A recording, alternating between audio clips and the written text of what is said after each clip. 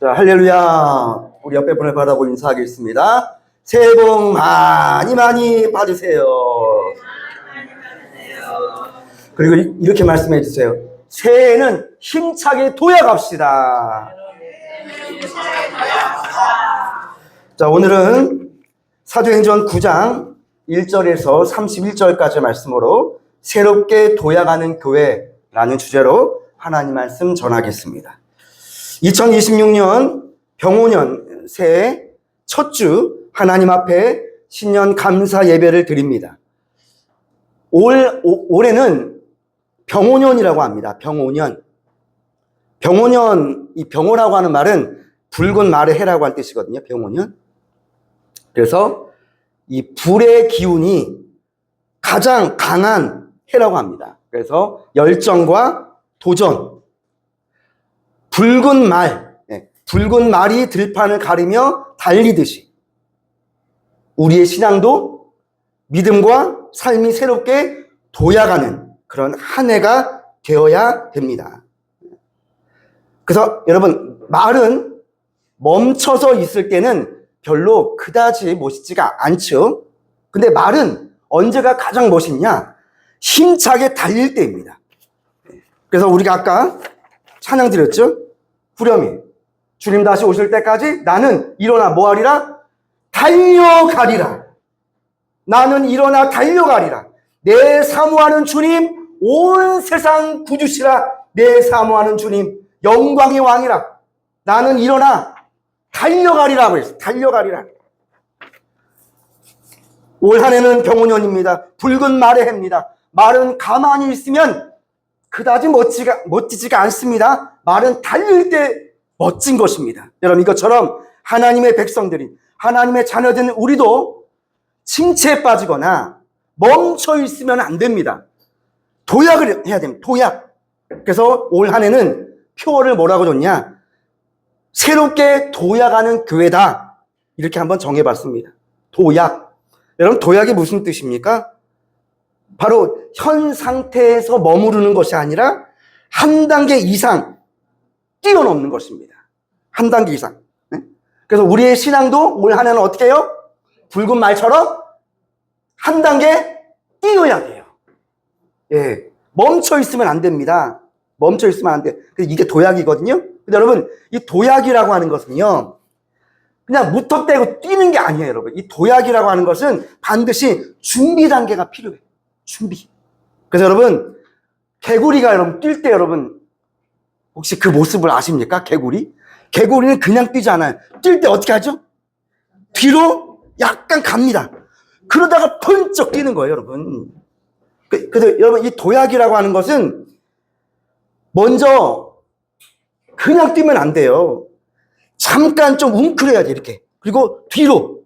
그리고 방향을 정해야 돼요, 방향. 여러분, 아무 곳이나 뛰면 안 되잖아요. 아무 곳이나. 방향을 잘 잡아야 돼요. 그리고 준비가 필요해요, 준비가. 여러분, 2025년 우리가 지난 한 해는 이제 다 지나갔어요. 여러분, 지난 한 해는 혹시라도 좀 이렇게 지치거나 아니면 내가 좀 침체되거나 좀 멈춰 있었다고 한다면 그거는 여러분 실패가 아니에요. 바로 2026년 새로운 이 새해를 위해서 내가 뭐 하는 거예요? 웅크리고 있었던 거예요. 그리고 개구리처럼 약간 뒤로 갔다가 번쩍 뛰는 거거든요. 여러분, 이게 도약입니다. 그래서 올 한 해는 새롭게 도약하는 교회라고 표어를 정해봤습니다. 자, 여러분, 그런 의미에서 우리 옆에 분에게 다시 한번 이렇게 말씀해 주세요. 새롭게 도약하세요. 시작. 자, 그러면 올 한 해 우리가 새롭게 그럼 이 한 해를 도약하는 한 해로 만들려면 어떻게 될까? 먼저 요거부터 좀 말씀드릴게요. 바로 뭐냐면 하나님께 발견된 자가 되어야 됩니다. 누구에게? 하나님께 뭐한 자? 발견된 자가 되어야 됩니다.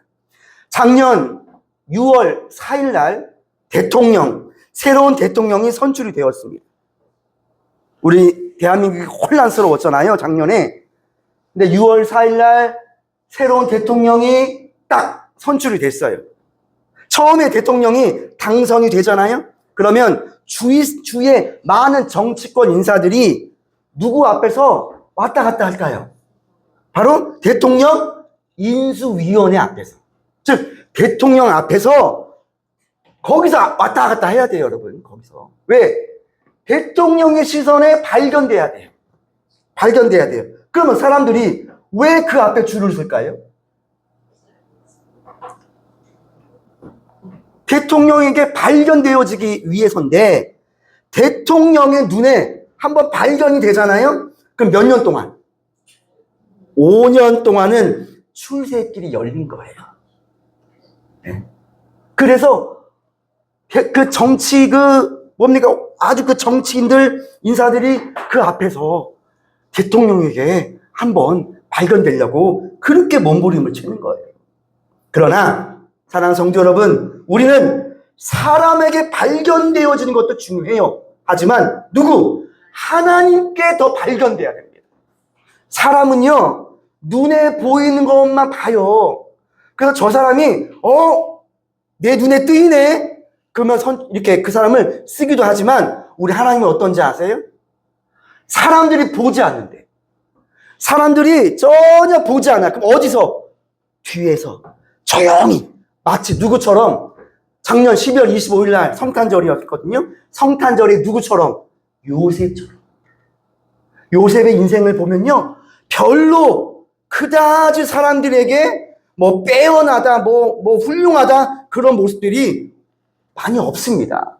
요셉은 뒤에서 묵묵히 우리 아기 예수님의 탄생을 준비했고, 그리고 아기 예수님을 어릴 때 성장 과정에서 요셉은 아버지 역할을 한 거예요. 그리고 자기의 어떤 그런 의를 막 이렇게 나타내지 않습니다.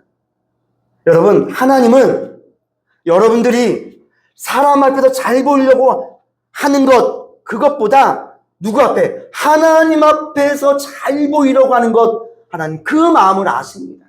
뒤에 누가 알아주지 않아도 묵묵히 뒤에서 일하는 것, 그거 하나님 다 보십니다. 그래서 하나님은 사람의 뭘 보신다 그랬죠? 그 마음의 중심을 보신다. 중심을 보신다. 그리고 우리가 하나님께 발견만 되어지면 어떤 일이 벌어지냐? 대통령에게 발견되어지면 5년이잖아요. 5년.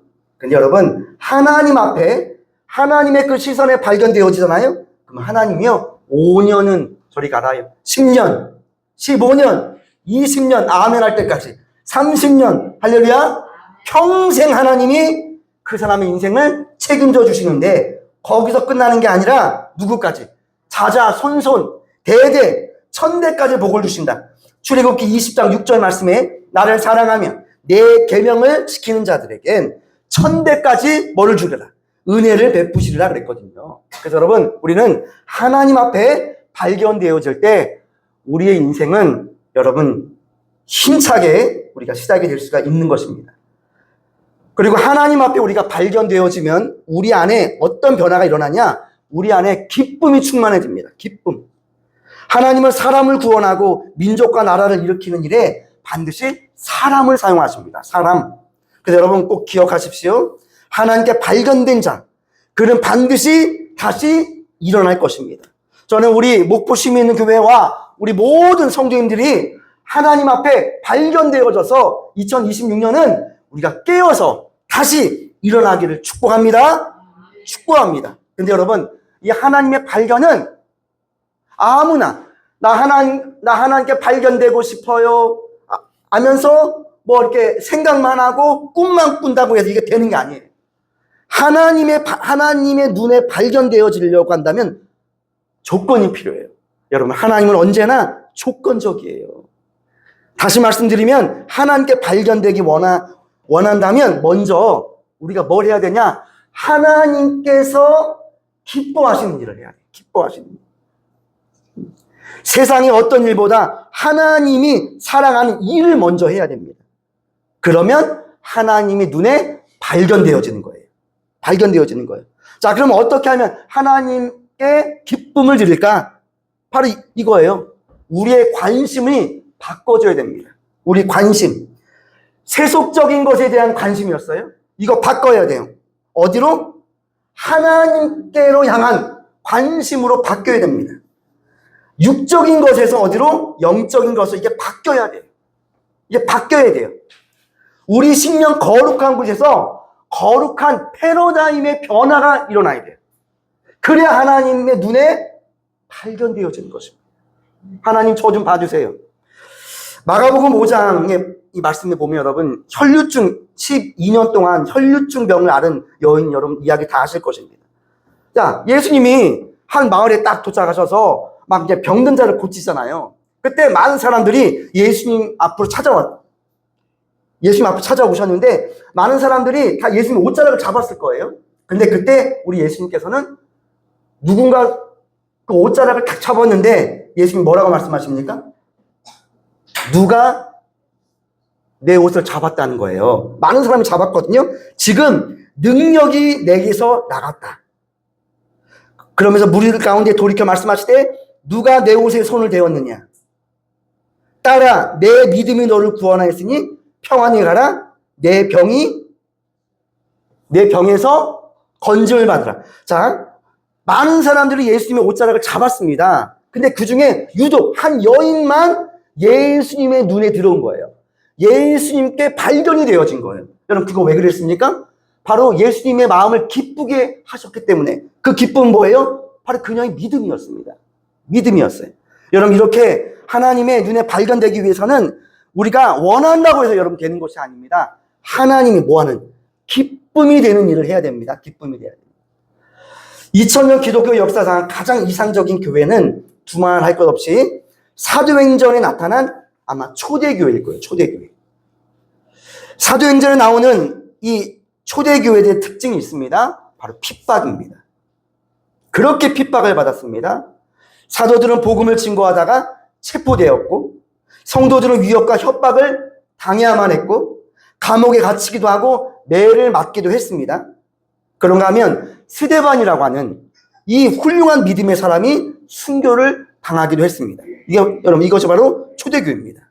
그래서 그들은 정든 고향과 집을 떠나 뿔뿔이 흩어져야만 했습니다. 그러나 그럼에도 불구하고 그들의 교회는 날마다 아름답게 성장했다라고 하는 거예요.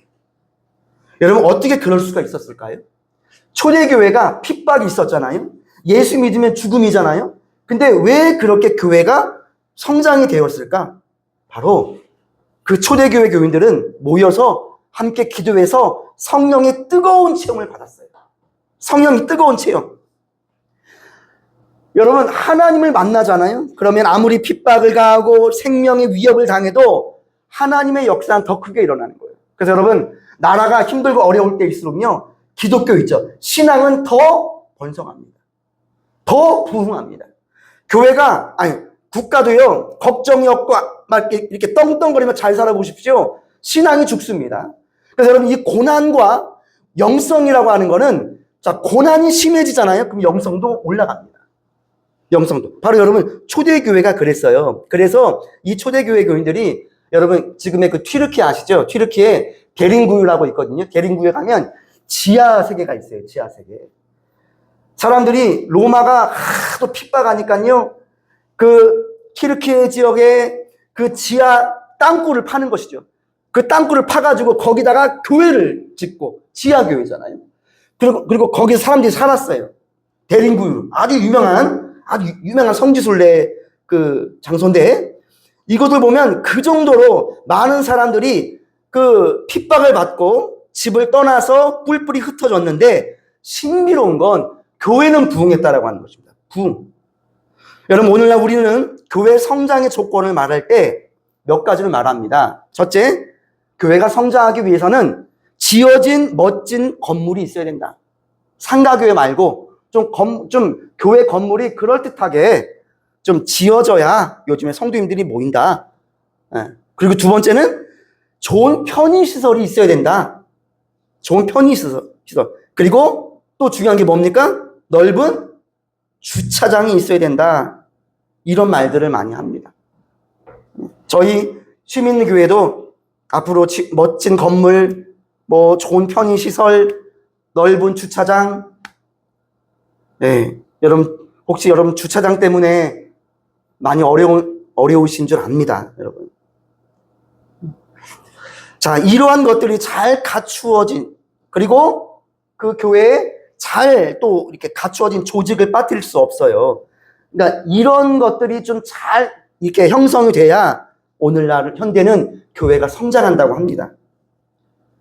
그런데 이것들은 현대 교회도 정말 중요한 요소거든요. 그러나 초대 교회는 이런 시설이 없었습니다. 멋지게 지어진 건물이 있기를 했습니까? 아니면 좋은 편의시설이 있기를 했습니까? 주차장이 그 당시는 그런 것도 없잖아요. 그런데 신기하게 교회는 성장했어요. 구원받는 사람들이 날로 많아졌다고 하는 거예요. 여러분, 왜 그럴까요? 오늘 저는 그 이유를 사도행전 9장 31절의 이 말씀을 통해서 한번 은혜를 나눠보기를 원하는 것입니다. 자, 사도행전 9장 31절을 다시 한번 읽어보겠습니다. 다시 한번 읽어주십시오. 시작. 그리하여 온 유대와 갈릴리아와 사마리아 교회가 평안하여 든든히 서가고 주를 경외함과 성령의 위로로 진행하여 수가 더 많아지니라. 자, 오늘 이 말씀에 새롭게 도약하려고 하는 이 교회가 마땅히 해야 될 몇 가지 말씀이 나와 있는데, 첫 번째는 뭐냐면, 우리가 새롭게 도약하려면 우리 교회는 어떻게 해야 되냐면, 첫 번째 말씀입니다. 평안하여 든든히 서가는 교회가 되어야 합니다. 이것이 첫 번째 말씀입니다. 평안하여 든든히 서가는 교회다. 오늘 본문 말씀에 보면 평안하여 든든히 서가고 이렇게 말씀하고 있습니다. 자, 근데 이 말씀 앞에, 맨 앞에 뭐라고 말씀하죠? 그리하여 이렇게 말씀하고 있습니다. 그리하여. 여러분, 이 그리하여에 주목을 해야 됩니다. 우리 원래 이 사도행전 9장의 말씀을 다 봐야 되거든요. 사도행전 9장 1절의 말씀이 바로 이것입니다. 사울이, 바울 되기 전입니다. 바울 되기 전 사울이 예수 믿는 사람들을 잡으려고 쫓아가는 거예요. 그 당시 예수 핍박 협회가 있었다고 한다면 예수 핍박 협회 회장이 누구였냐? 사울이었습니다. 근데 이 사울이 다메섹 도상으로 그 예수 믿는 자들을 이렇게 죽이려고 쫓아갔던 거예요. 근데 가다가 다메섹에서 누구를 만나냐? 부활의 주님을 만납니다. 부활의 주님. 바로 이 사건, 이 하나의 사건으로 이 사울이 변화가 됩니다. 어떤 사람으로? 핍박자 사울에서 전도자 바울로 변하게 됩니다. 다메섹 도상의 사건. 자, 그럼 그곳에서 예수님의 이 하나님의 아들이 예수님이 하나님의 아들 되심을 전합니다. 그리고 이 소식이 나중에 유대인들에게 알려지죠. 그리고 유대인들은 이제는 사울을 죽이기로 하는 거예요. 사울을 죽이기로 모입니다. 그래서 이로 인해서 교회는 다시금 핍박을 받게 됩니다. 그래서 여러분, 그리하여라는 말씀은 무슨 뜻이냐? 유대인들이 교회를 핍박하는 동안에 이런 뜻입니다. 유대인들이 교회를 박해하는 동안에 이런 뜻이 있습니다. 근데 이런 환경에서도 교회는 어떻게 했다? 부흥했다라고 하는 것입니다. 더 부흥했다. 외적으로는 박해가 엄청 심했습니다. 그러나 내적으로는 어때요? 성도들끼리 서로가 위로하고 격려하면서 평안을 이루었다. 그랬더니 교회는 더 안정적이 되고 더 견고한 교회가 되었다라고 하는 말씀입니다. 외적으로는 박해가 많아요. 그러나 내적으로는 어때요? 화목하고 평안한 거예요. 이거를 제가 쉬운 예를 들게요. 이렇게 절벽이 있습니다. 이렇게 여러분 한번 상상 한번 해보세요.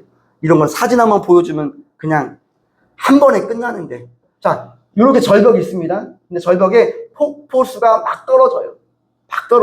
여러분 외관상으로 보면 이 폭포수가 무섭잖아요. 그런데 이 폭포수 안에 조그마한 동굴이 있는데 그 안에 뭐가 있냐? 새 둥지가 있는 거예요.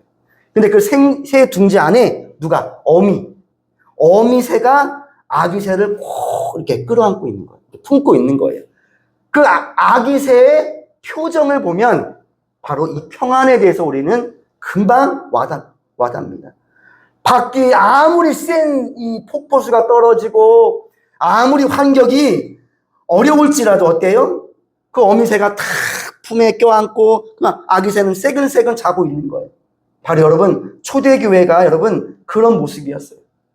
외적으로는 박해가 너무 심해요. 그러나 안은 어때요? 화목하고 평안한 거예요. 그리고 성도들끼리 유무상통을 하는 거예요. 유무상통. 유무상통이 무엇입니까? 있는 사람과 없는 사람이 서로 부족함을 채워주는 거예요. 이게 유무상통이거든요. 초대교회 안은 그랬어요. 서로 유무상통했어요. 그래서 화목한 교회, 하나된 교회, 안정된 교회, 견고한 교회, 평안한 교회가 되었다라고 하는 거예요. 그런데 이런 교회는 그냥 되지 않았다고 하는 것입니다. 그냥 되지 않습니다. 노력이 필요하다라고 하는 거예요. 노력. 여러분, 교회가 평안하여 든든히 서가고 그랬거든요. 이 말씀을 여러분 주의 깊게 봐야 됩니다. 교회가 평안하여 든든히 서가고. 이 말씀을 다시 말씀드리면 교회가 든든히 서갔기 때문에 평안했다라는 말씀이 아니라고 하는 것입니다. 교회가 평안했기 때문에 든든히 서갔다 이런 말씀입니다. 여러분 기억하십시오. 교회도 평안해야 부흥합니다. 평안해야 부흥합니다. 교회가 평안하고 안정돼야 많은 성도님들이 이곳에 오셔서 신앙생활을 제대로 할 수가 있습니다. 만약에 교회가 맨날 싸우고 시끄럽고 복잡하고 그래 보십시오. 그럼 교회가 어떻게 될까요? 신앙생활 못하는 것입니다. 여러분, 사람들은 시끄러운 교회에 오지 않습니다. 그리고 교회가 시끄럽잖아요? 여러분, 안 그래도 내 삶도 이렇게 평안이 없는데, 내 삶 속에도 이렇게 시끄러운데, 교회까지 시끄러워 보십시오. 그 교회는 붕괴되지 않습니다. 여러분, 어떤 교회가 붕괴입니까? 평안한 교회가 붕괴입니다. 근데 그 평안은 노력으로 이루어지는 거예요. 노력으로. 여러분, 그냥 가만히 있는다고 해서 여러분 평안해지는 것이 아닙니다. 평안이라고 하는 건 노력이 있어야 됩니다. 사랑하는 성도 여러분, 교회 안에는 눈에 보이지 않는 영적 전쟁이 반드시 존재합니다. 이거는 교회 규모를 떠나서입니다. 교회 규모가 크잖아요? 그러면 그 영적 전쟁은 더 크겠죠. 왜? 사람들이 많으니까요. 그러나 교회가 작다고 이 영적 전쟁이 없을까요? 그렇지 않습니다. 제가 이전에 섬겼던 교회는, 제가 서울의 어느 교회는 그렇게 많이 교회가 싸웠습니다. 교회가 컸거든요. 장로님파, 목사님파. 그래서 교회를 오면 예배를 드리는데 교회가 쌀벌한 것입니다. 이거는 이 분위기는 금방 알거든요. 그 당시 어릴 적 제가 봐도 알겠더라고요. 여러분, 이 교회 안에는 영적 전쟁이 있습니다. 어떤 전쟁이냐? 평안을 유지하려는 성령의 역사와 평안을 파괴하려는 사탄의 역사 속에 끼어 있습니다. 이 사이에. 자, 그럼 우리가 힘써서 평안을 유지하려고 노력하지 않으면 평안을 유지할 수가 없는 것입니다. 결국 교회는 마귀의 놀이터가 되는 것입니다. 얼마 전 제가 CBS 뉴스인가 그 뉴스를 보니까 어느 큰 교회에서 싸움이 일어났대요. 결국에 서로 폭행이 일어났다고 하는 뉴스를 접하게 됐습니다. 여러분, 그런 모습을 보면 여러분 무슨 생각을 하십니까? 이제 교회가 그렇죠, 싫어지는 것이죠. 교회가. 여러분, 교회의 평안은 가만히 있는다고 해서 평안해지는 것이 아니라 몸부림쳐야 됩니다. 몸부림쳐야 됩니다. 하나님의 교회, 하나님이 주인이신 교회라 할지라도 문제가 없는 완전한 교회는 세상에 존재하지 않습니다. 여러분, 예수님의 공생의 사역 중에 예수님의 교회 내에서도 문제가 있었습니다. 왜냐하면 교회 안에는 누가 모이는 곳이죠? 죄인들이 모이는 곳이기 때문에 그렇습니다.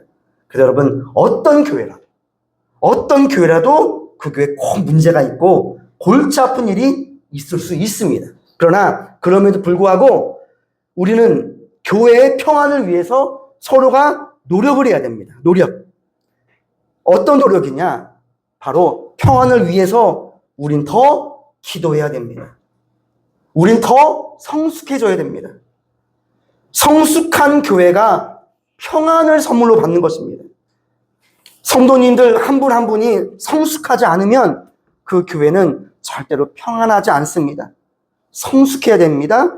그리고 교회는 더 인내해야 됩니다. 더 참아야 됩니다. 더 기다려야 됩니다. 더 노력해야 됩니다. 이런 노력들이 있을 때 그 교회는 평안이 찾아옵니다. 평안. 그리고 그 교회는 반드시 부흥이 찾아올 것입니다. 그래서 그 교회 속의 성도님들의 가정마다 하늘의 복을 누리게 될 것입니다. 오늘 본문을 기록한 누가는 교회를 완전한 공동체로 보지 않았습니다. 교회는 어떤 존재냐? 든든히 서가고 있는 교회로 보았습니다. 완전한 공동체 아닙니다. 든든히 서가고 있는 공동체다. 자, 그럼 여기서 서가고 있다라고 하는 말씀에 우리는 또한 집중을 해야 됩니다. 교회가 서가고 있대요. 여러분, 서가고 있다는 말은 이거는 삶의 습관을 말하는 단어가 아니라 목적을 말하는 단어입니다. 자, 서간다. 그러니까 세워간다는 하는 거거든요. 여러분, 세운다는 것은 그 안에 뭐가 있냐? 어떤 목적이 있다라고 하는 거. 목적.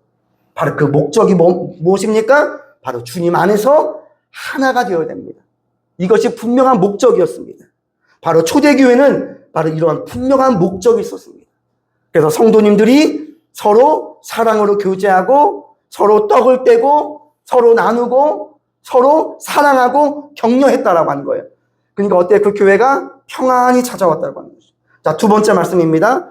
새롭게 도약하려면 교회는 뭘 해야 되냐? 오늘 말씀해 보면 주를 경외하면서 성령의 위로로 진행하는 교회다 이렇게 말씀하고 있습니다.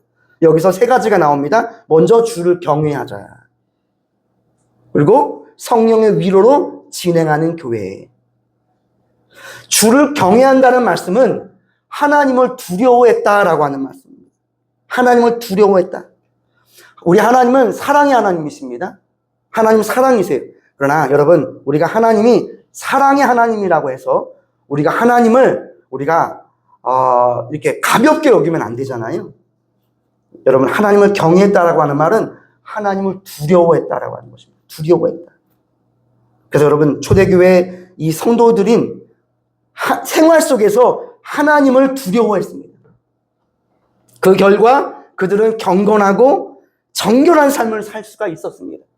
사람이 경건해지고 정결한 삶을 살 수 있는 바로 그 힘은 어디서 나오냐? 하나님을 경외할 때입니다. 하나님을 두려워할 때입니다. 왜 많은 사람들이 죄를 짓습니까? 왜 많은 사람들이 어떠한 큰 죄로 인해서 무너집니까? 바로 하나님을 두려워하지 않기 때문에 그렇습니다. 여러분, 하나님을 두려워해 보십시오. 조그만한 죄도 심장 떨려서 못합니다. 심장 떨려서. 그리고 성령의 위로라고 하는 말씀이 나와요. 위로. 또한 그들은 성령의 위로를 받았습니다. 제가 이 위로라고 하는 것을 제가 헬라어로 찾아봤습니다. 뭐라고 나와 있냐면 파라클레시스라고 나와 있습니다. 이게 위로입니다. 위로. 파라클레시스. 여러분, 파라클레시스 하니까 비슷한 단어가 떠오르지 않습니까? 파라클레시스? 이게 위로거든요. 근데 이게 무슨 뜻이냐면 권면하다, 인도하다 이런 뜻이 있어요. 그러니까 우리가 하나님께 위로를 받는다고 하는 것은요, 하나님에게 우리가 권면을 받는 거거든요. 그러니까 누구를 정죄하거나 혼내거나 그러는 게 아니라 상대방의 인격 그리고 상대방의 유익을 위해서 부드럽게 권면하는 모습을 말하는 것. 그리고 깨우쳐주는 것을, 이게 바로 위로라고 하는 거. 위로. 근데 헬라어로 파라클레토스가 있어요. 파라클레토스. 바로 보혜사입니다. 바로 성령님이십니다. 바로 이 원어가 같습니다. 위로와 보혜사 성령님의 헬라어 원어가 같습니다. 그래서 여러분, 우리는 뭐가 필요하냐? 우리가 새해에 다시 한번 힘차게 도약하기 위해서는 성령님의 위로가 필요합니다. 위로. 이 위로를 받아야 됩니다. 많은 사람들이 성령님의 위로를 받아야 되지만 성령님의 위로보다는 사람의 위로를 받으려고 합니다. 사람의 위로. 근데 여러분, 새해는 우리가 사람에게 위로를 받기보단 하나님, 성령님의 위로를 받을 때 바로 그 위로를 통해서 우리가 다시 새 힘을 얻게 된다라고 하는 것이죠. 새 힘을 얻게 된다. 오늘 본문 말씀을 자세히 보십시오. 하나님을 두려워하고 성령의 위로하심이 있었더니 그 교회가 어떻게 됐더라? 그러니까 진행하는 교회가 됐다 이렇게 말씀하고 있어요. 진행하여 이렇게 말씀하고 진행하여. 진행한다는 말은 바로 뭐냐? 앞으로 나아간다, 보다 나아진다 이런 뜻이 있습니다. 그래서 여러분, 교회라고 하는 것은 성장에 멈추어서는 안 됩니다. 제자리에 머물러 있으면 안 됩니다. 살아있는 교회는 움직여야 됩니다. 꿈틀거려야 됩니다. 사랑하는 성도 여러분, 말씀을 마치겠습니다. 초대교회는 모든 박해 속에서도 움츠러들지 않았습니다. 평안하고 든든히 서 있는 채로 거기서 안주하지도 않았습니다. 계속해서 사역을 충성되게 감당했습니다.